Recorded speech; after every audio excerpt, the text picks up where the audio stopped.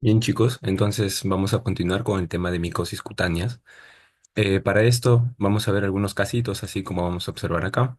Por ejemplo, un joven de 21 años acude al consultorio por presentar lesiones circulares, descamativas y pruriginosas, donde a nivel del tórax. Desde hace una semana prácticamente, y nos dicen que al examen físico se observa una placa eritematosa con bordes activos y centro claro. Listo. Bien. Entonces, así como estamos observando, esta lesión parece ser una famosa tiña corporis. ¿Ok? Igualmente, ahorita vamos a observar cuáles son los tipos de lesiones que vamos a poder encontrar. ¿Ok? Esta es la famosa lesión placa circinada, para que tengan una idea. Una placa eritematosa con bordes activos y con centro claro. ¿Ok? Entonces, para poder responder todas las preguntas, vamos a comenzar a recordar un poco de la teoría.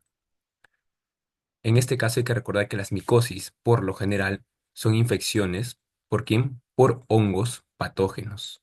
¿Ok? Hongos patógenos, hongos oportunistas.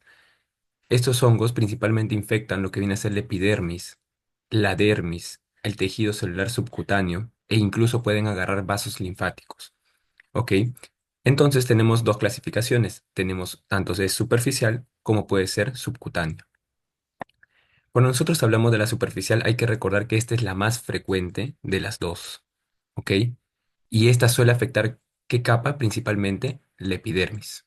En cambio, la subcutánea es menos frecuente y afecta lo que viene a ser tanto la dermis como el tejido celular subcutáneo.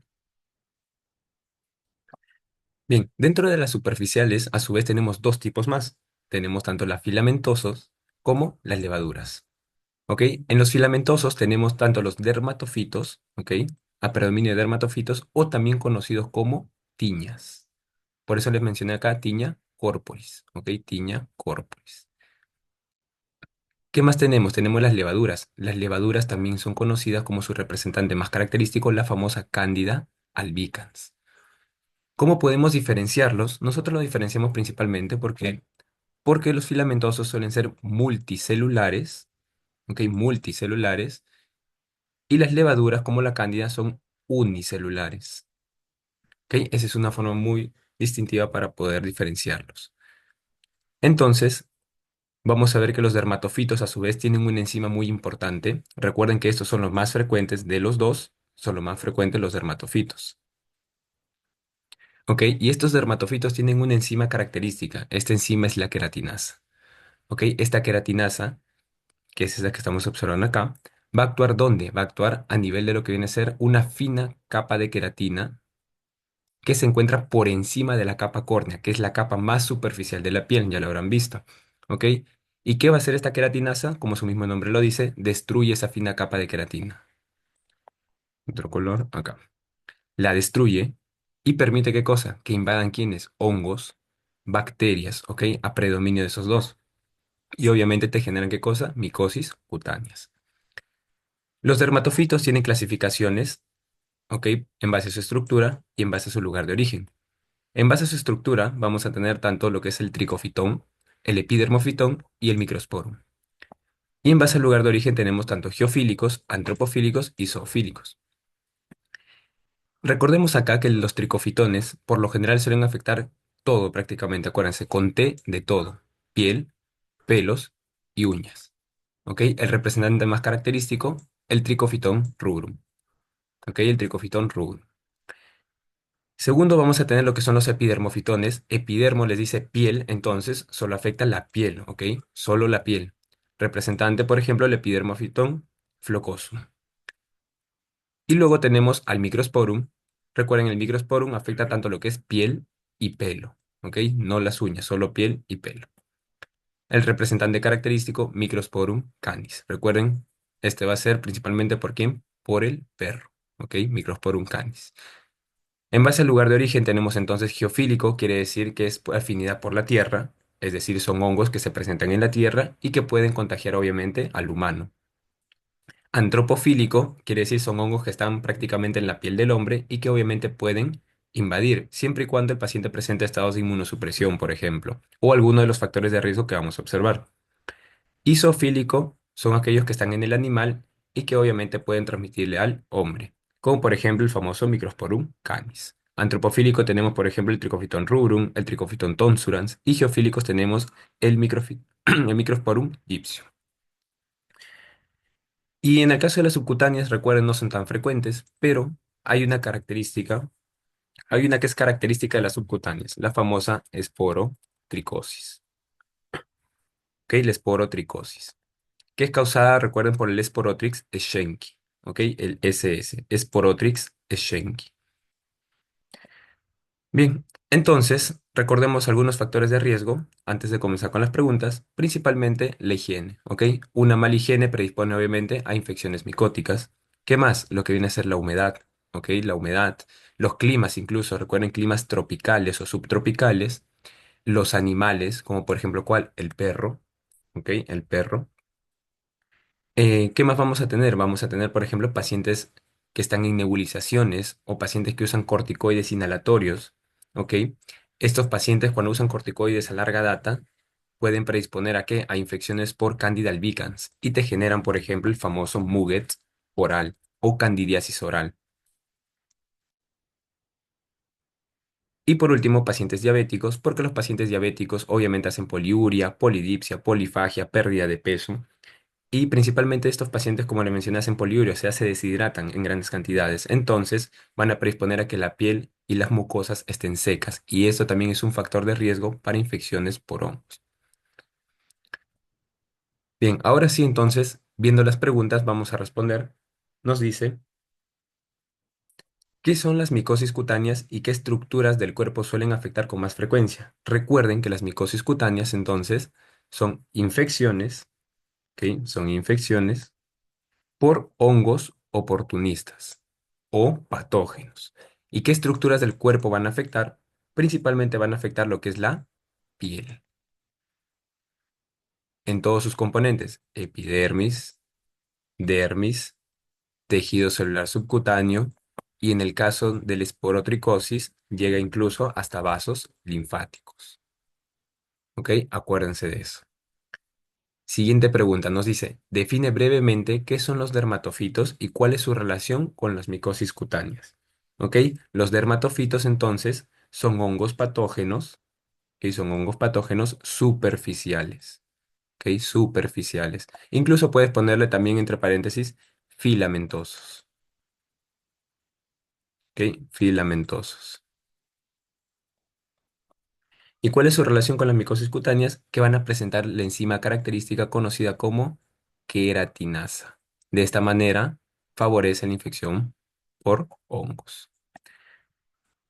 Tercera pregunta, ¿cómo se clasifican las micosis cutáneas según su estructura y su origen? Ok, eso lo hemos observado acá.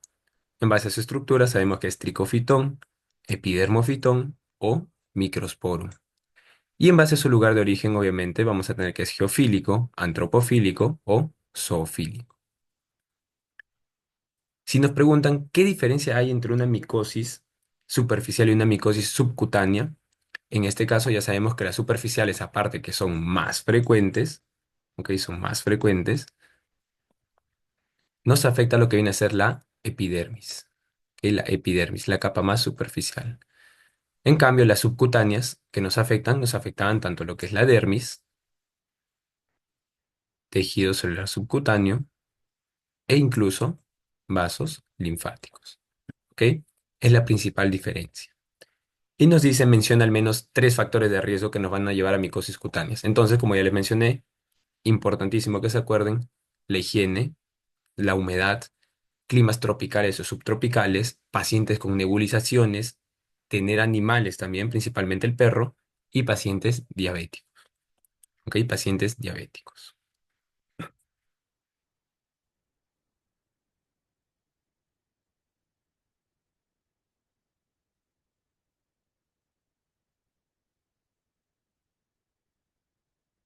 Bien, este es otro casito clínico. Nos dicen, un niño de 7 años extraído por su madre por presentar zonas del cuero cabelludo con pérdida de cabello, presentes camas o zonas de descamación y enrojecimiento, ¿ok? O eritema también podemos decirle. En inspección se observan áreas bien delimitadas con pelos quebrados o pelos quebradizos también le decimos. Incluso podemos decirle puntos negros. ¿ok? En este caso, hay que recordar primero, antes de responder las preguntas, parte de la teoría. Entonces, vamos a ver. En el caso de las tiñas, ¿ok? En el caso de las tiñas capitis, por lo general, vamos a tener que van a haber lesiones de tipo placas, ¿ok? Lesiones de tipo placas. Lo que nosotros conocemos como la famosa placa alopésica, ¿ok? Placa alopésica. Ahora, esta placa alopésica puede ser tanto única como pueden ser múltiples, como en este caso. Están observando acá, acá, acá. Por ejemplo, múltiples placas alopésicas, ¿ok? Ahora, dependiendo obviamente de la gente que nos va a afectar, va a haber unas diferencias. Por ejemplo, en el caso del Microsporum canis, la característica es que es una placa alopésica única, bien delimitada, incluso circunferencial la mencionan, y con zonas de descamación, como estamos observando acá. ¿Ok? En el caso del Trichophyton tonsurans, acá vamos a encontrar que son múltiples placas alopécicas y adicional a esto vamos a encontrar que hay zonas eritematosas, ¿ok? Hay eritema. En algunos casos, no siempre, se puede presentar también linfaadenopatías, donde a nivel retroauricular, perdón. Es decir, esta es la oreja del paciente, por detrás de la oreja del paciente vamos a poder observar una linfadenopatía, ¿ok? ¿Qué más vamos a tener? Por ejemplo, ya hemos visto la tiña capitis, la tiña corporis, ¿ok? La tiña corporis, ok, tiña corporis, es decir, la tiña del cuerpo suele aparecer donde a nivel de lo que es el tórax, miembros superiores, miembros inferiores incluso, ok, tiña corporis. ¿Cuál es la lesión característica de la tiña corporis? Va a ser la famosa placa circinada, ok, la famosa placa circinada. Y en términos sencillos, esta placa circinada es la presencia de bordes activos, ¿ok? Bordes activos, como estamos observando acá, con un relieve característico y con un centro, ¿ok? Centro pálido o que no nos indica signos de inflamación. Esa es la placa circinada. Ahora, ¿es la única en la tiña corporis donde vamos a observar placas circinadas? No. Por ejemplo, tenemos también la tiña cruris, ¿ok? La tiña cruris. Listo. En el caso de la tiña cruris también vamos a poder observar estas famosas placas circinadas. ¿Ok? Placas circinadas. ¿Qué más vamos a tener? Por ejemplo, ahora la tiña del pie. Le decimos tiña pedis. ¿Ok? Tiña pedis. La tiña pedis, recuerden, tiene tres tipos. Una es la disidrótica, ¿ok? Otra es el pie de atleta y otra va a ser la hiperqueratósica. ¿Ok? En la disidrótica suelen aparecer pápulas, suelen aparecer vesículas y esto genera un dolor y un prurito bien intenso. De las tres es la que el prurito más intenso se va a notar, ¿ok? La disidrótica. En el pie de atleta puede haber prurito, sí, pero es menos notable. Lo que va a destacar principalmente son la presencia de fisuras a nivel interdigital, como estamos observando acá, ¿ok? Fisuras interdigitales. Y en la hiperqueratósica, recuerden principalmente que va a haber un sobrecrecimiento de lo que viene a ser la epidermis, ¿ok? Prácticamente van a encontrar dos capas de piel. Luego tenemos, por ejemplo, lo que es la esporotricosis, ¿ok? La esporotricosis, recuerden que era una subcutánea, esporotricosis, causada por el Sporotrix schenki. ¿Y este Sporotrix schenki dónde se va a encontrar? Por lo general nosotros lo encontramos, de este color. Por lo general nosotros lo encontramos en lo que son las rosas, ¿ok? ¿Dónde? Principalmente en la punta de las espinas de la rosa. Por eso es que un campesino que va y se choca con una rosa, se puede inocular el Sporotrix schenki, ¿dónde? A nivel de lo que es la mano, a nivel de miembros inferiores, ¿ok? Y esta tiene tres presentaciones a su vez, ¿ok? Una es la cutánea, otra es la cutánea linfática y otra va a ser la diseminada. En el caso de la cutánea, simplemente recuerden que se va a presentar una única lesión, es decir, esta lesión. Imagínense que el paciente solo tiene esa lesión en la mano. Así es la cutánea, ¿ok? Ahora, la más frecuente es la cutánea linfática. ¿Por qué? Porque en este caso, el Sporotrix Schenki agarra vasos linfáticos y empieza a ascender. ¿Hacia dónde?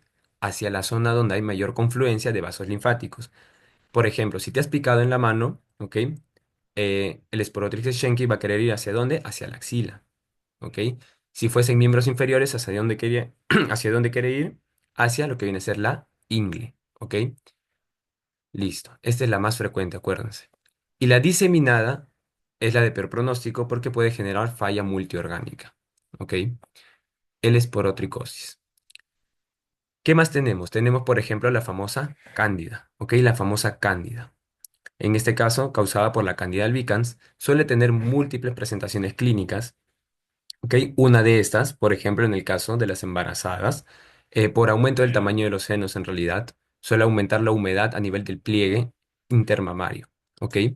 Y esta humedad obviamente predispone a infecciones micóticas.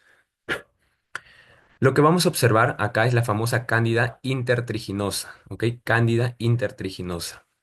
¿Cómo se caracteriza esta cándida intertriginosa? Principalmente por la presencia de una placa, ¿ok? Una placa eritematosa, que es lo que observamos acá, a nivel del pliegue submamario, ¿ok? Y adicional a esta, también van a haber lesiones en satélite, ¿ok? Estas lesiones en satélite son estos puntitos que están saliendo por acá, ¿ok? Que se alejan de la lesión principal. Esas son las lesiones en satélite. Ahora, ¿es la única presentación? No, obviamente. Lo que viene a ser la cándida puede ir a nivel de lo que es el surco balano prepucial, a nivel de lo que es el glande, y que te puede generar balanitis en el caso del hombre. También se puede presentar, recordemos, en lo que viene a ser pacientes que están nebulizados. En estos pacientes te genera ¿qué cosa? El muguedo oral o candidiasis oral. ¿Ok? Si va a nivel de lo que es la uña del dedo de la mano, te puede generar paroniquia. ¿Ok? En las mujeres te puede generar también lo que viene a ser la vulvovaginitis. ¿Ok? Tiene múltiples presentaciones.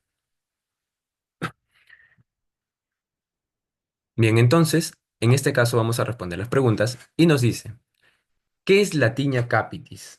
¿Ok? ¿Qué es la tiña capitis y qué características clínicas la diferencian de otras micosis cutáneas?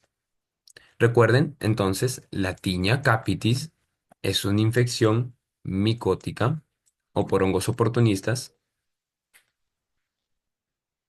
micótica, que afecta el cuero cabelludo, ¿ok? Afecta el cuero cabelludo. ¿Y cuál es su característica clínica? Va a ser la presencia de una placa o múltiples placas alopécicas, ¿ok? Placas alopécicas. Y a esto le tenemos que sumar ¿qué cosa? Le tenemos que sumar signos de inflamación, como cuál, zonas eritematosas o eritema, ¿ok? Zonas de descamación o linfadenopatías retroauriculares, ¿ok? Linfadenopatías retroauriculares. Bien, en la pregunta 2 nos dice, explica qué es la tiña corporis y cómo se distingue clínicamente de la tiña capitis. ¿Ok? En este caso, la tiña corporis, recuerden, es la tiña del cuerpo, ¿ok? Y la tiña capitis es del cuero cabelludo. La tiña corporis se caracteriza ¿por qué? Porque tiene la famosa placa circinada, ¿ok? Placa circinada. Y la tiña capitis, obviamente, va a tener su famosa placa alopécica, ¿ok? De esta forma distinguimos tiña corporis de tiña capitis. Pregunta 3 nos dice, ¿qué es la tiña pedis? ¿Ok? La tiña pedis, ¿quiénes la padecen con más frecuencia y qué zonas afecta? ¿Ok? En este caso, la tiña pedis, recuerden, es la tiña del pie. ¿Ok? La tiña del pie. O sea, la zona que te va a afectar obviamente va a ser el pie. Cualquiera de las tres presentaciones. ¿Y quiénes la padecen con más frecuencia? Recuerden, principalmente lo que son atletas. Atletas o atletas de alto rendimiento suelen presentarlo. ¿Quiénes más? Aquellos que pueden generar humedad en esa zona, los obesos. Qué importante, los obesos. Atletas y los que presentan obesidad. La pregunta 4 nos dice, ¿qué tipo de micosis es la esporotricosis? ¿Cómo se adquiere y cómo se diferencia de las tiñas? Ok, la esporotricosis es una infección micótica, ok, subcutánea, es causada, recuerden, por el Sporotrix schenki, se los dejo acá, Sporotrix schenki. ¿Ok? El Sporotrix schenki. Se adquiere como, recuerden, por la inoculación de qué? De las espinas de los rosales, ¿ok? De las rosas. Listo, ahí se encuentra el Sporotrix schenki, ¿ok? ¿Y cómo se diferencia de las demás tiñas? Porque por lo general su afectación, recuerden, suele ser más cutáneo linfática, agarra vasos linfáticos. Su lesión característica es el famoso chancro esporotricósico. ¿Ok? Chancro esporotricósico. También le dicen úlcera. ¿Ok? Para que no se confundan, también le decimos úlcera.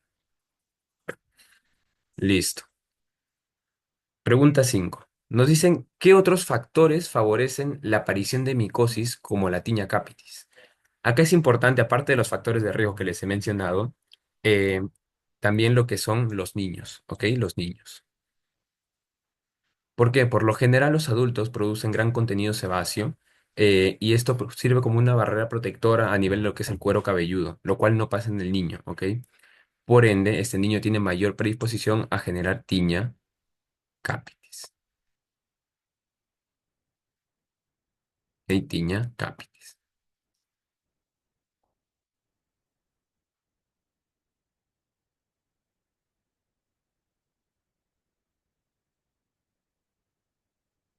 Otro casito que tenemos va a ser adolescente de 16 años, consulta por lesiones circulares en el antebrazo izquierdo, pruriginosas, con borde elevado, centro claro y el borde obviamente rojizo. Borde elevado y rojizo y centro claro, ¿ok? Refiere que apareció tras entrenar judo con compañeros que tenían lesiones similares. Entonces nos podemos imaginar que obviamente se contagió de sus compañeros y lo más probable es que sea una placa circinada, ¿ok? De una famosa tiña corporis, porque ¿dónde está? En el antebrazo. ¿Ok? Tiña corporis, ¿ok? Para ver las preguntas hay que recordar lo que vienen a ser los métodos diagnósticos y el tratamiento. En el caso de los métodos diagnósticos, ¿ok? Que vamos a utilizar, va a estar uno, lo que es el examen de KOH o frotis directo. En este caso tomamos una muestra ya sea de piel, pelo o uña del paciente y lo llevamos al laboratorio. Le añadimos el KOH y de esta manera el KOH borra todo lo que borra todo lo que viene a ser la piel de la muestra y nos deja qué cosa? La presencia de hifas, ¿ok? O levaduras. Bien, en segundo lugar tenemos lo que son los cultivos, ¿ok? Por ejemplo, tenemos el agar micocel y el agar saburot. ¿En qué caso usamos el micocel? Principalmente cuando queremos ver tiñas o dermatofitos. Y el saburot cuando queremos ver cándida, por ejemplo, ¿ok? Cuando queremos ver cándida. Otro examen que podemos utilizar, por ejemplo, la luz de Wood para lo que es Microsporum canis, biopsia y tinción PAS, prueba de IFAS con cinta adhesiva, también le decimos. ¿Ok? Igualmente se toma una muestra con cinta adhesiva, obviamente, de piel, pelo del paciente y lo llevamos al laboratorio para poder observar qué cosa, dermatofitos. La diferencia es que es más rápida, suele durar entre 15 minutos aproximadamente. ¿Ok? 15 minutos. En la práctica clínica, obviamente, lo que nosotros utilizamos suele ser examen de KUH más un cultivo. ¿Ok? Solemos utilizar esto de acá. Y para el tratamiento, recuerden, puede ser tanto oral o sistémico, o puede ser tópico. ¿Ok? En los fármacos que vamos a utilizar, por ejemplo, está la grisofulvina. Podemos utilizarlo de manera oral para lo que vienen a ser las tiñas. Los imidazólicos también, tanto oral y tópico, para tiña y cándida. La terbinafina también podemos optarlo por usar oral y tópico, oral para las tiñas y tópico en realidad para ambas, ¿ok? Cándida y tiñas. En algunos casos podemos optar por amorolfina, que es tópica en realidad, pero es más que nada para las tiñas unguial, ¿ok? Entonces nos vamos a las preguntas y vemos acá. Nos dice, ¿cuál es el diagnóstico clínico más probable en este caso y por qué? ¿Ok? El paciente presentaba lo que es una placa circinada, acuérdense, una placa circinada a nivel del antebrazo izquierdo, ¿ok? Característico de una tiña corporis. ¿Cuál es el diagnóstico más probable para este caso? Recuerden entonces tiña corporis. ¿Por qué? Porque presenta placas circinadas. ¿Qué método diagnóstico se puede usar para confirmar una micosis cutánea como la descrita? Recuerden, examen de KOH, de hidróxido de potasio, más un cultivo. Y acá pueden especificar, obviamente, el cultivo que van a utilizar. En este caso va a ser un agar micocel. ¿Ok? Agar micocel. Pregunta 3. Nos dice, ¿cuál es el tratamiento de primera línea para la tiña corporis no complicada? Por lo general podemos dar tanto imidazólicos, ¿ok? Imidazólicos, ketoconazol, fluconazol, itraconazol, o podemos optar también por terbinafina, ¿ok? Por terbinafina. Pero si nos dicen que es no complicada, el tratamiento es netamente tópico, ¿ok? Tópico. ¿En qué casos indicaría el uso de antifúngicos por vía oral, ya no tópico, en una micosis cutánea? Cuando el paciente es refractario, ojo, refractario al tratamiento tópico, ¿ok? Al tratamiento tópico. O fácilmente que el paciente presente más de una lesión, ¿ok? Más de una lesión, ¿ok? Más de una lesión. Pregunta 5. ¿Qué medidas generales se deben recomendar para evitar la reinfección o contagio de micosis cutáneas en ambientes deportivos? En este caso, recuerden primero lo que es el lavado de manos y en términos sencillos lo que viene a ser la higiene, ¿ok? Lavado de manos, higiene en general, ¿ok? Higiene en general. También, por ejemplo, en el caso de este caso clínico, nos decían que obviamente se contagió por sus compañeros, probablemente pudieron haber compartido toallas. Evitar, ¿ok? Evitar compartir objetos personales es importante, ¿ok? Objetos personales. Listo.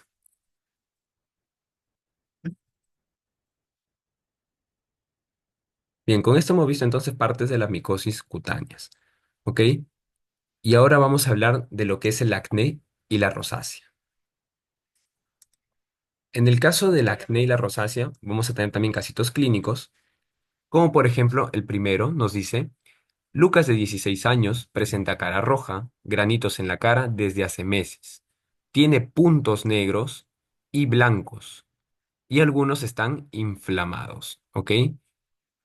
Entonces, para esto recordemos un poco la teoría. ¿Qué es el acné? Recuerden que el acné es una enfermedad, ¿ok? Es una enfermedad inflamatoria crónica, ¿ok? Enfermedad inflamatoria crónica. ¿De qué específicamente? De la unidad pilosebácea, es decir, el folículo piloso más la glándula sebácea, ¿ok? A su vez, recordemos que la unidad funcional de la glándula sebácea va a ser el sebocito, ¿ok? El sebocito. Lo dejamos acá. Sebocito. Listo. Además, recuerden que en el caso del acné es más frecuente en quienes adolescentes, ¿ok? Adolescentes, aquellos que entran en la pubertad con mayor frecuencia van a presentar acné. Y aún más específico, ¿quiénes? Los hombres, ¿ok? Los hombres con mayor frecuencia. Va a tener también una lesión característica el acné para poder diferenciarlo de lo que es la rosácea, ¿ok? El famoso comedón, ¿ok? El famoso comedón, los comedones. Bien, entonces, vamos con la siguiente pregunta. Nos dicen qué estructuras de la piel se afectan en el acné. Ya lo hemos mencionado, la famosa unidad pilosebácea,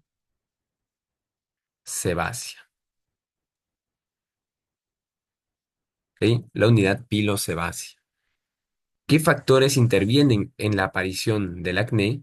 En este caso, recuerden, el acné es una patología multifactorial, ¿ok? Multifactorial. Dentro de estos factores vamos a encontrar principalmente la parte bacteriana, el famoso Cutibacterium acnes, ¿ok? Cutibacterium acnes. Antiguamente era llamado Propionibacterium acnes, pero obviamente sufrió una reclasificación taxonómica y actualmente se le conoce así, Cutibacterium acnes. ¿Qué más? Tenemos, por ejemplo, agentes estresantes. estás en tu última semana de finales, de parciales, obviamente también tienes mayor riesgo a generarte acné, ¿ok?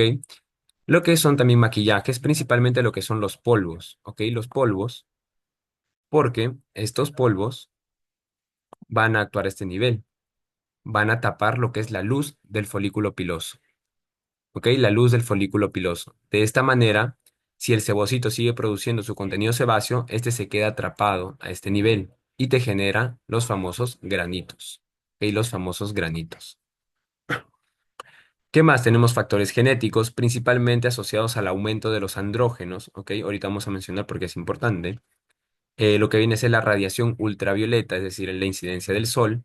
¿Por qué? Porque el sol, al incidir en la piel, activa el sebocito y el sebocito sigue produciendo más contenido sebáceo, por ende, mayor riesgo a acné. Y en el caso de los andrógenos, ¿ok? Lo que es la parte hormonal, los andrógenos también, ¿qué hacen? Activan al sebocito, ¿ok? Hace que genere mayor contenido sebáceo, ¿ok? Listo. Entonces, como pueden ver, es multifactorial. Multifactorial. ¿Por qué se forman los comedones? Acá tenemos que recordar lo que viene a ser nuestra fisiopatología. ¿Ok? Recordemos principalmente lo que viene a ser el infundíbulo folicular. Ese infundíbulo folicular viene a ser esta zona. ¿Ok? Esta zona. Bien, ¿qué va a pasar acá? Va a haber una alteración de de la queratinización. ¿Ok? Los queratinocitos empiezan a obstruir la luz del folículo piloso. ¿Ok? Empiezan a obstruirlo. Y entonces pasa a la fase 2. Como pueden ver, se obstruyó por completo y el contenido sebáceo que estaba produciendo los sebocitos se queda atrapado. ¿Ok? Cuando se queda atrapado, a esto nosotros le decimos el famoso comedón. ¿Ok? Comedón. Estos comedones pueden ser, recuerden, tanto comedones abiertos como comedones cerrados. El comedón abierto se caracteriza porque todavía tiene un poco de luz de folículo piloso. Entonces, imaginemos que acá está el folículo piloso, todavía se expone, ¿ok? Se expone contenido sebáceo, se exponen los queratinocitos. ¿Hacia qué? Hacia lo que es el ambiente, ¿ok? El aire, el oxígeno. Y sufren una reacción de oxidación. Y por ende empiezan a tornarse de un color negruzco. ¿Ok? De esta manera es que aparecen los famosos puntos negros, ¿ok? Los puntos negros son conocidos como los comedones abiertos, ¿ok? Puntos negros o comedones abiertos. Y los comedones cerrados, obviamente, van a empezar a adoptar un color parecido al de la piel, los famosos puntos blancos, ¿ok? Puntos blancos. ¿Qué más vamos a tener? Nos dicen que luego pasa a una fase 3. En la fase 3 hay que recordar que el contenido sebáceo se sigue reteniendo a este nivel, por ende predispone a un lugar rico para quién, rico en nutrientes para bacterias, como por ejemplo el Cutibacterium acnes. Entonces, este Cutibacterium acnes viene y empieza a lesionar todo lo que son los queratinocitos del infundíbulo folicular. ¿Ok? En este caso, en esta tercera fase, aparecen las famosas lesiones conocidas como pápulas y pústulas, ¿ok? Pápulas y pústulas. Y luego pasamos a la última fase. En este caso, el Cutibacterium acnes finalmente destruyó todo lo que es el infundíbulo folicular y generó una inflamación ya sistémica, ¿ok?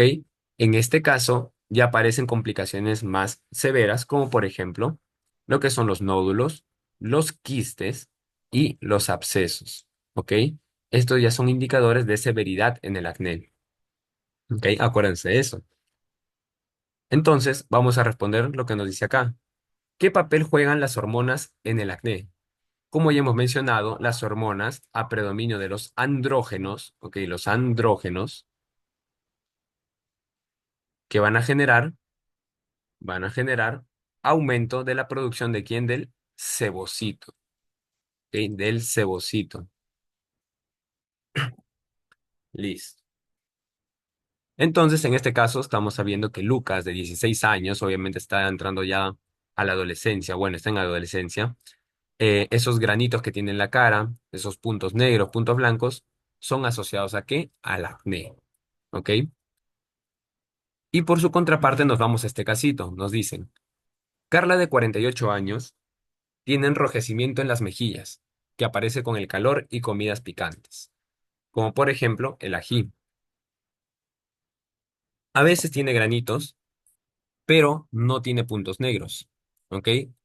Prácticamente te dice que hay un enrojecimiento de la cara, pero no hay comedones. ¿Ok?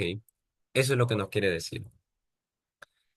Entonces, para esto hay que recordar primero qué es la rosácea. ¿Ok? La rosácea también es una enfermedad inflamatoria crónica. ¿Ok? Crónica. Que se caracteriza, ¿por qué? Porque hay un enrojecimiento. ¿Ok? Un enrojecimiento, enrojecimiento del rostro. ¿Ok? Y adicional a esto, no presenta comedones. ¿Ok? Estos pacientes o estas pacientes, porque son más frecuentes las mujeres acá, no presentan comedones ni abiertos ni cerrados. ¿Ok? Acuérdense de eso. Entonces, es lo que observamos acá. Como pueden ver, la cara de esta paciente va a estar bien rojita, puede tener pápulas, puede tener pústulas también, sí, pero no hay comedones, ¿ok? No hay comedones. Y en general, recuerden, suele afectar lo que viene a ser la cara. En cambio, el acné, me olvidé mencionarles, suele afectar lo que es el pecho, por ejemplo, parte del tórax, lo que es la espalda y lo que viene a ser la cara también, ¿ok? Pero en el caso de la rosácea, predominantemente es cara. Entonces, ¿qué zonas del rostro afecta más la rosácea? En este caso, se afecta más lo que es el triángulo centro facial, ¿ok? El triángulo centrofacial, que es prácticamente esto que estamos observando, ¿ok? Parte del dorso nasal, parte de la región maxilar y del labio superior. Adicional también la nariz, ¿ok? La nariz en general. ¿Qué cambios vasculares ocurren en la rosácea? Ok, recuerden acá un poco de la fisiopatología de la rosácea, se debe más a lo que es la labilidad vasomotora, ¿ok? La habilidad vasomotora. En este caso, recuerden que las mujeres, por lo general, son más sensibles a los estímulos. Por ende, estímulos como el calor, por ejemplo, el estrés, va a generar que los pequeños vasos de su rostro, se empiecen a vasodilatar. De esta manera genera ese enrojecimiento característico, ¿ok? Esa es la labilidad vasomotora. Recuerden, los estímulos suelen ser principalmente el calor, el estrés, lo que son los alcoholes, principalmente lo que es el vino, ¿ok? Y también la exposición a fríos extremos, ¿ok? A fríos extremos.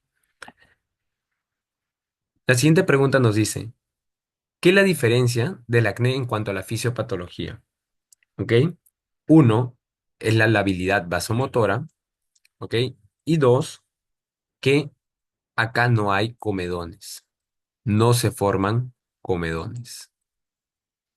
Comedones, ¿ok? No hay comedones. La otra pregunta nos dice, ¿qué microorganismos se ha asociado a la fisiopatología de la rosácea? Ok, acá se los dejo. Es este famoso bichito conocido como el de foliculorum.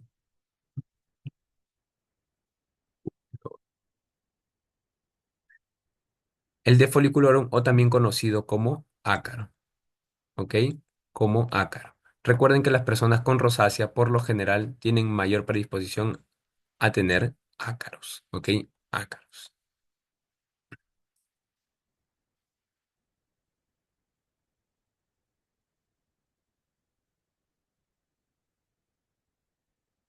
Bien, y para ir terminando con acné y rosácea, vamos a ver estos dos últimos casitos que nos dicen, primero, Sofía, de 17 años, acude por lesiones faciales, tiene comedones, pápulas y algunas pústulas en frente y mejillas. Refiere que aparecen más antes de su menstruación.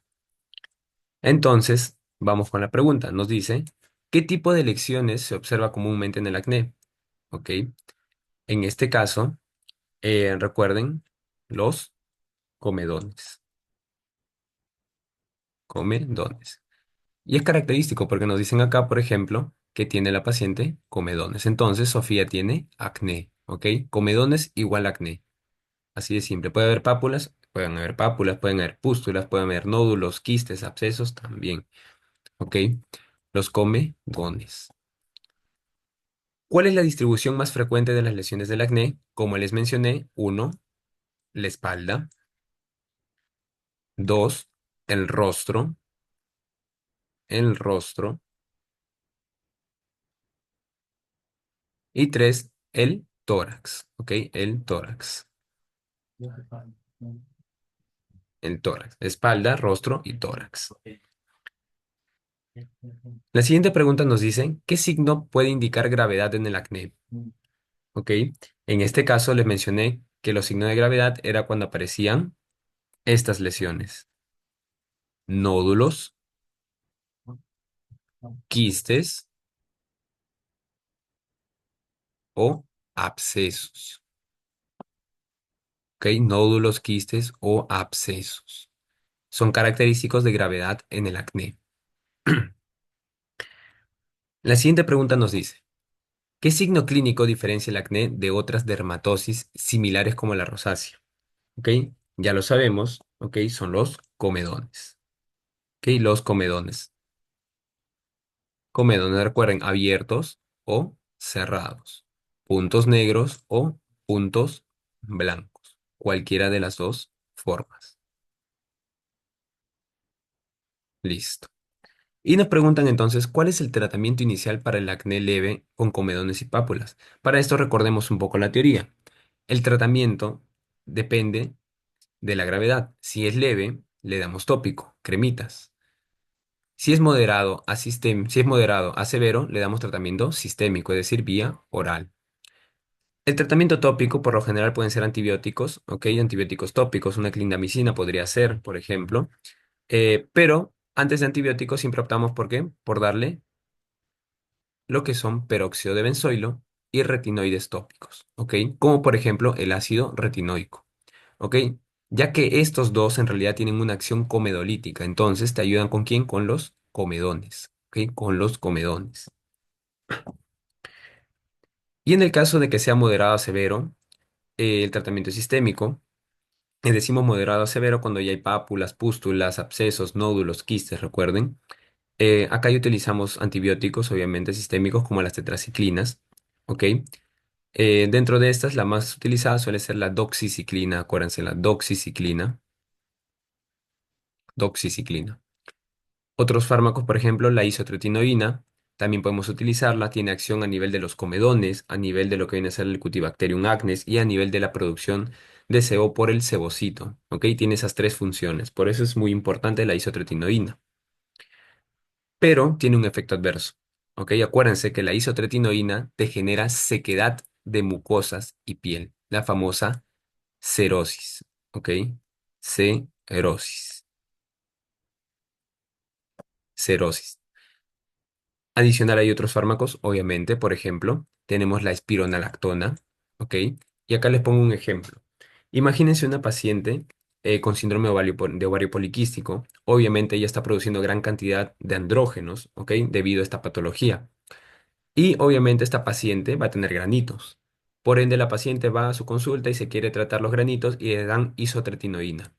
Al año la paciente mejora, obviamente, sus granitos le bajan, pero termina su tratamiento con isotretinoína y de la nada vuelven a aparecer los granitos. En este caso, lo que pasó es que la paciente nunca se trató la parte de lo que viene a ser la parte hormonal, la parte androgénica, ¿ok? Y para estos casos tú tienes que tratarlo sí o sí, ¿ok? ¿Con qué, por ejemplo? Algunos endocrinólogos pueden optar por espironolactona o anticonceptivos orales como por ejemplo el Dianedix. De esta manera controlan la parte androgénica y adicional le das tu isotretinoína. ¿Ok? De esta manera entonces, vamos a la pregunta y nos dice entonces, ¿cuál es el tratamiento inicial para el acné leve? Con comedones, pápulas también pueden haber.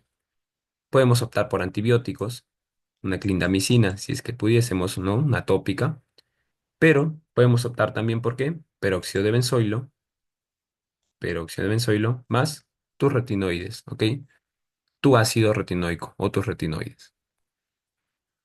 Bien, así de simple, tratamiento tópico.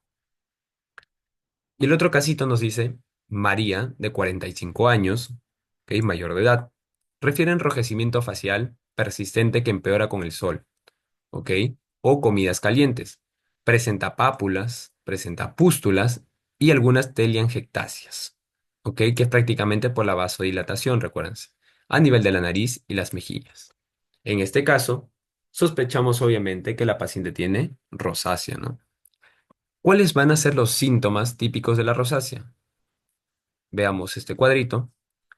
Vamos a tener, por ejemplo, zonas eritematosas.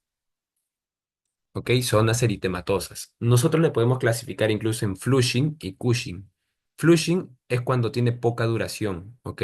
Poca duración. Y Cushing cuando se vaya a larga data, se hace crónico, ¿ok?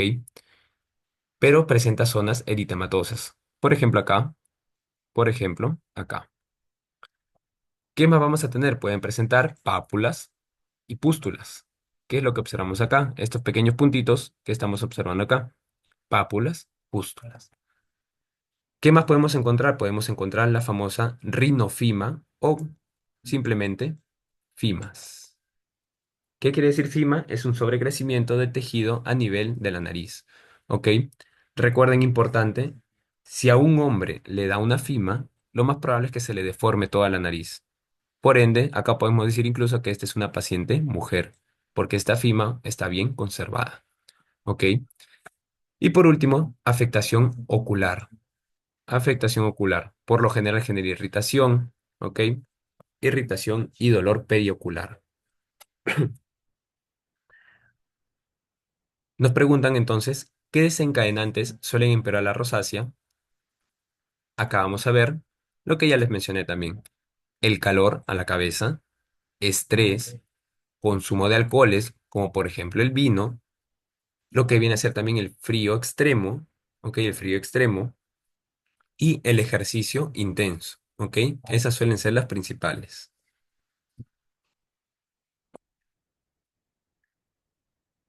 ¿En qué parte del rostro se localiza más la rosácea? Volvemos a recordar, triángulo centro facial, ¿ok? El triángulo centro facial. ¿Qué manifestaciones oculares pueden presentarse en la rosácea? Ya lo mencionamos, puede haber irritación, dolor periocular, ¿ok? Dolor periocular y también sequedad ocular, ¿ok? Sequedad ocular, irritación, dolor y sequedad. Por último, nos dicen cuál es el tratamiento entonces de primera línea para una rosácea con un eritema persistente. Para eso recordamos un poco la teoría, el manejo de la rosácea.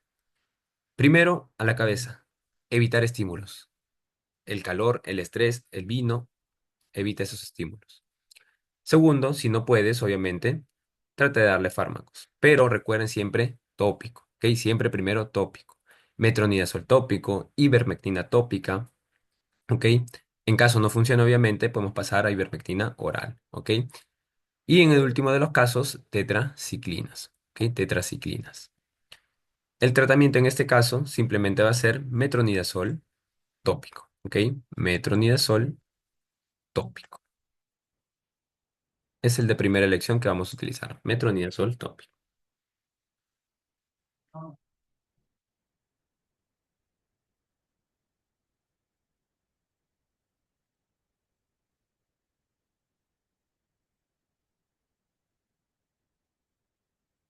En el caso de discromías, ¿ok? En el caso de discromías, vamos a observar otros casitos, por ejemplo, Mariela, de 28 años, consulta por manchas oscuras de 10 centímetros en todas las mejillas y en la frente, que comenzaron después del verano. Refiere que no usaba protector solar. Al examen se observaban máculas hiperpigmentadas, simétricas, sin relieve ni síntomas asociados.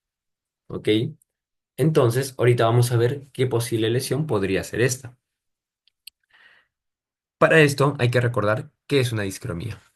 La discromía, recuerden, es una alteración de la pigmentación. ¿Ok? Alteración de la pigmentación. En este caso se debe, ¿por qué? Porque hay una alteración a su vez de la melanina, ¿ok? De la melanina. La melanina, recuerden, va a determinar lo que es el tez del paciente. Tez moreno, tez blanco o también incluso coloración del cabello, ¿ok? Los famosos pelirrojos. Ahora, si hay un aumento de melanina, decimos que son lesiones hiperpigmentarias, ¿ok? O hipercrómicas. Y si hay baja de melanina, son hipocrómicas o hipopigmentarias. ¿Ok? Tengan en cuenta esto. Esto es una discromía. ¿Y quién produce esa melanina? La produce el melanocito. Y para esto nos vamos a ir un poco a la teoría. El melanocito, por lo general, ¿dónde se encuentra? Se encuentra a nivel de la epidermis. ¿Ok? A nivel del epidermis. La característica de este melanocito es que tiene gran cantidad de prolongaciones. ¿Y estas prolongaciones para qué me sirven? Para poder darles lo que son los gránulos de melanina. ¿A quiénes? A los queratinocitos a nivel de la piel. De esta manera, obviamente, determinan el test del paciente. ¿Ok? Este melanocito, ¿ok? ¿Cómo es que produce esa melanina? O esos gránulos de melanina. Recuerden que todo comienza a nivel del retículo endoplasmático rugoso. ¿Ok? Acá lo que va a pasar es que se va a dar la síntesis de la tirosinasa. Esta síntesis de tirosinasa finalmente va a pasar ¿hacia dónde? Hacia el aparato de Golgi. En el aparato de Golgi, recuerden, se va a envolver en vesículas y se va a formar lo que es el famoso melanosoma 2. Este contiene tanto tirosinasa y empieza a producir melanina a la par. Posteriormente, pasa a melanosoma 3. En este caso, se sigue produciendo melanina, pero tengan en cuenta que la tirosinasa va a empezar a decaer. Finalmente, se libera la melanina en forma de ¿qué? De gránulo de melanina, ya sin tirosinasa, acuérdense, sin tirosinasa. Y esto finalmente es lo que está circulando a este nivel. ¿Ok? De esta manera se determina el test del paciente. Bien, entonces, adicional hay que recordar también, esta tirosinasa por lo general se mantiene inactiva. Inactiva. ¿Y quién la activa? La radiación ultravioleta, el famoso sol. ¿Ok? El sol la activa. Una vez que incide la radiación ultravioleta a nivel de tu piel, empiezas a producir melanina. Por eso si te expones demasiado, que puede generar demasiada melanina, lesiones hiperpigmentarias. ¿Ok? Te salen manchitas. Entonces, recordemos, la radiación ultravioleta activa la tirosinasa y esta tirosinasa predispone a que la tirosina pase a dopaquinoma. Este dopaquinoma, dependiendo del intermediario al cual se una, puede ser un intermediario indólico, va a generar lo que son las eumelaninas. Si fuese cisteinildopa, va a generar feomelaninas y tricocromos.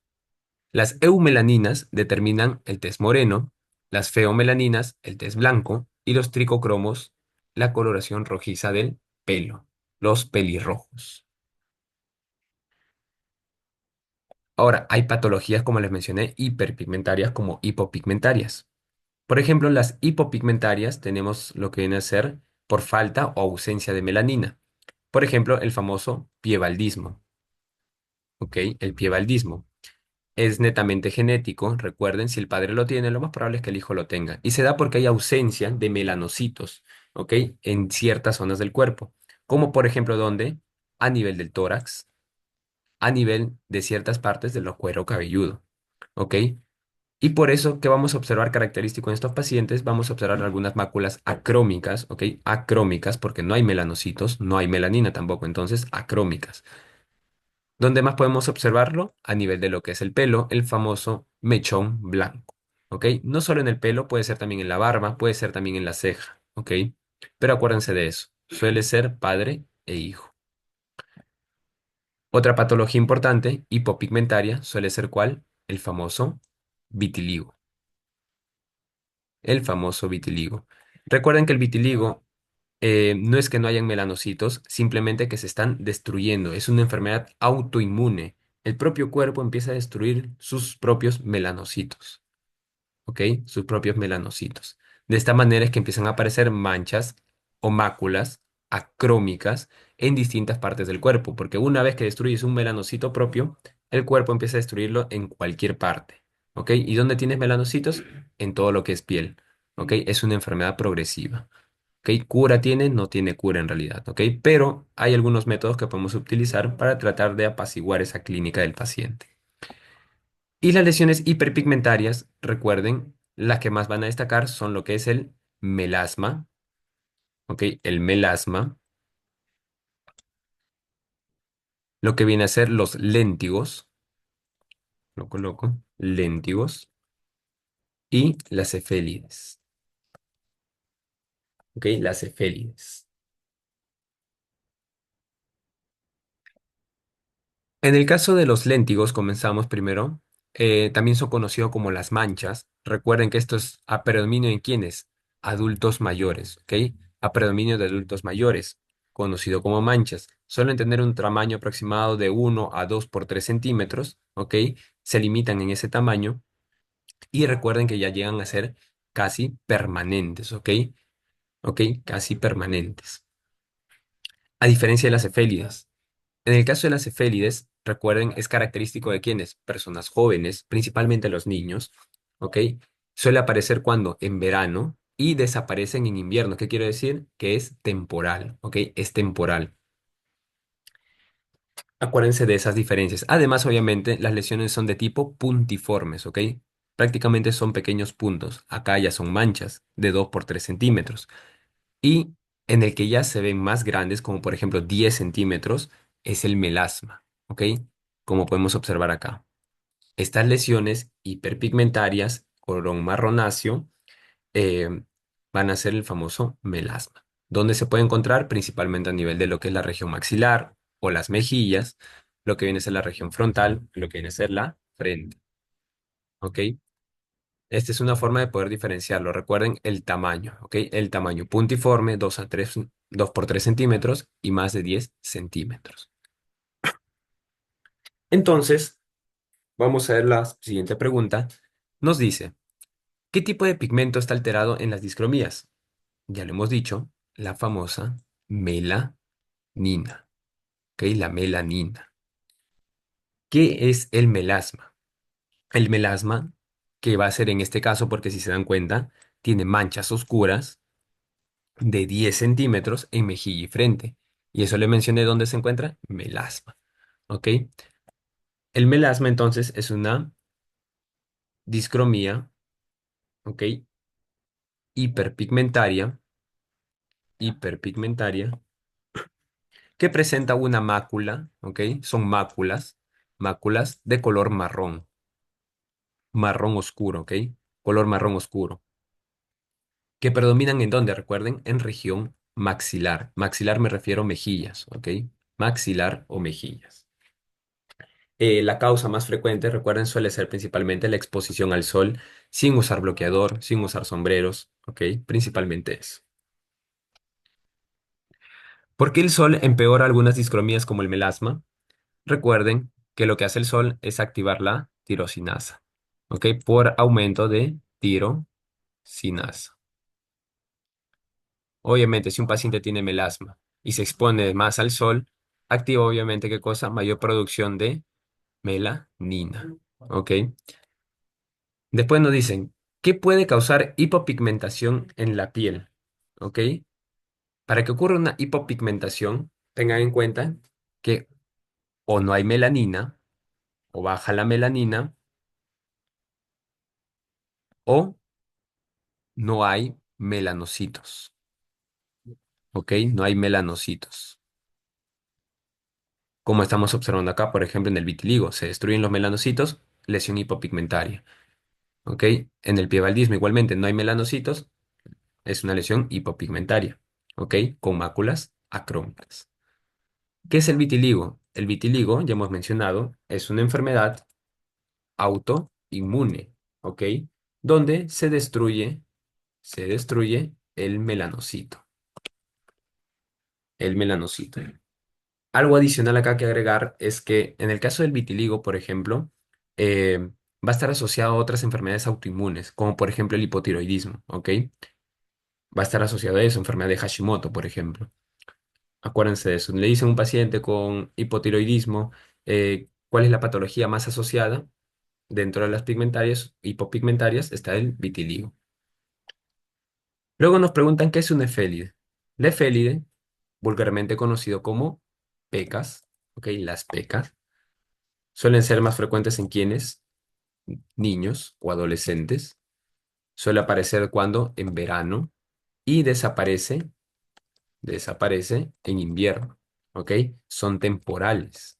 son temporales. ¿Ok? Y todo lo contrario viene a ser ¿quién? Los léntigos.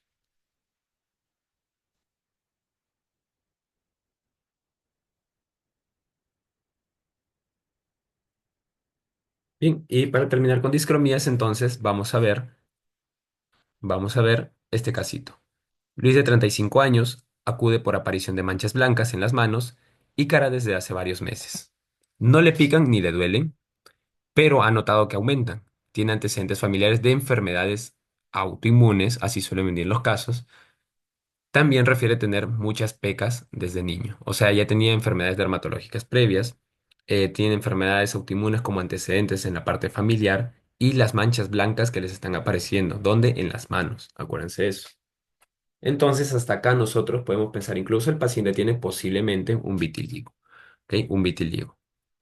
¿Cuál es el tratamiento más común para el vitiligo localizado? Para eso vamos a recordar esta tablita. ¿Ok? Patologías que ya les mencioné. Melasma, por ejemplo, recuerden, es una melanosis adquirida. Suele aparecer donde a nivel de la región maxilar. Tiene una clasificación centrofacial, malar y mandibular. Malar es lo mismo que decir maxilar, así que no se preocupen por eso. ¿Ok? Es lo mismo. De las tres, la más frecuente es la malaro-maxilar, ¿ok? Son máculas marronáceas de más de 10 centímetros. El tratamiento, hidroquinona tópica, 2 a 3 meses y fotoprotección. Acuérdense siempre, toda patología dermatológica, fotoprotección. La hidroquinona tópica acá principalmente nos ayuda a qué cosa? A inactivar la tirosinasa. Si tú inactivas la tirosinasa, entonces ya no produces melaninas y por ende disminuyes la pigmentación, entonces te ayuda mucho en el melasma. El vitiligo, en este caso, recuerden que es una enfermedad adquirida, suele aparecer antes de los 20 años y también tiene parte genética asociada a lo que es el antígeno leucocitario humano, ¿ok? El HLA. Las lesiones características son presencia de máculas acrómicas. Digo acrómicas porque ya no hay melanocitos, obviamente se han destruido, no va a haber melanina, son máculas acrómicas. La fisiopatología principalmente, acuérdense que van a haber células de citotóxicas que van a destruir a quién, al melanocito y por ende generan liberación de antígenos, ¿ok? Y de esta manera se predispone a la autoinmunidad, a la autoinmunidad. El tratamiento, no hay tratamiento definitivo, simplemente en aquellos pacientes que presenten menos del 10% de las manchas, le podemos dar un tratamiento tópico, ¿con qué? Con corticoides tópicos. ¿Para qué? Para repigmentar las manchas, ¿ok? También podemos darle en algunos casos, por ejemplo, fotoquimioterapia. ¿Ok? Fotoquimioterapia. Igualmente, fotoprotección al paciente. Las cefélides, por otro lado, recuerden, son las famosas pecas, tienen parte genética y parte adquirida. Ya hemos mencionado, es más frecuente en verano, más frecuente en los niños, son temporales. Principalmente aparecen en zonas de fotoexposición, que viene a ser la cara principalmente. ¿Ok? El tratamiento simplemente fotoprotección. Pero en algunos casos, obviamente, algunos lo ven por la parte estética y para poder curarse o para poder quitarse esas pecas, utilizan láser. ¿Ok? Láser. Finalmente, el albinismo, faltaba mencionar dentro de las hipopigmentarias, recuerden que es una causa genética netamente y es autosómica recesiva. ¿Ok? Van a haber dos genes importantes, el AOC1B y el AOC1A. El AOC1B lo que predispone es una disminución de la tirosinasa, por ende va a haber hipopigmentación. Pero, ¿cuál es más frecuente? La AOC1A. Esta es la más frecuente. ¿Ok? Entonces, vamos a tener que si falta este gen, vamos a tener que nos genera una tirosinasa ausente. Por ende, no hay tirosinasa, nunca se van a formar, ¿qué cosa? Las, lo que es eumelanina, feomelanina, ni los tricocromos. Por ende, no va a haber pigmentación. Estos pacientes característicos, pelo grisáceo o plateado, la piel pálida y problemas de visión. ¿Ok? Problemas de visión principalmente suelen generar ceguera estos pacientes. Por eso el tratamiento obviamente no tiene cura, pero podemos darle fotoprotección, sombreros, bloqueador solar y tratamiento oftalmológico. ¿Para qué? Para sus problemas visuales, evitar que generen ceguera. Entonces, vamos a resolver estas últimas preguntas. Nos dicen, ¿cuál es el tratamiento más común para el vitiligo? En este caso, localizado obviamente, tratamiento tópico. Recuerden siempre y cuando, obviamente, sea menos del 10% de manchas de superficie corporal. Tópico con corticoides, ¿ok? Corticoides. ¿Cómo se tratan las cefalides si el paciente desea reducirlas por motivos estéticos? Recuerden el famoso láser. El láser, simplemente el láser. ¿Cuál es el enfoque principal en el tratamiento del melasma? En este caso, recuerden el melasma, eso sí puede ser pregunta de examen, la famosa hidroquinona. ¿Ok? Hidroquinona.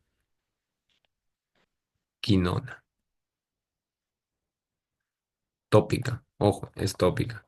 Hidroquinona tópica. Finalmente, nos dicen qué tratamiento se da a una persona con albinismo. Acá recuerden, se los recalco acá, no hay cura, pero podemos darle foto, protección más tratamiento oftalmológico. ¿Ok? Bien. Entonces, con esto estaríamos acabando lo que es el tema de discromías. Ahora, yo. ¿Sí estás, Leo? Acá, para pasarte el... Hola, hola, ¿qué tal? ¿Me logran escuchar? Sí, sí, se escucha. Ya, genial. Vamos a continuar entonces. ¿Me das Sí, sí, ahorita el te doy el host, título. please? Listo. ¿Qué tal, chicos? Buenas noches. A ver, vamos a continuar ahorita hablando de algunos temitas. A ver, ya, creo que ahora sí. Genial. A ver, deme un momentito y empezamos la clase. Ahí les he mandado el material de todas maneras para que puedan ir descargándolo y les voy a dar un tiempo prudente eh, para que lo puedan ir teniendo. Ah, el material por ahí. Ok, vamos a ver cómo se envía por aquí.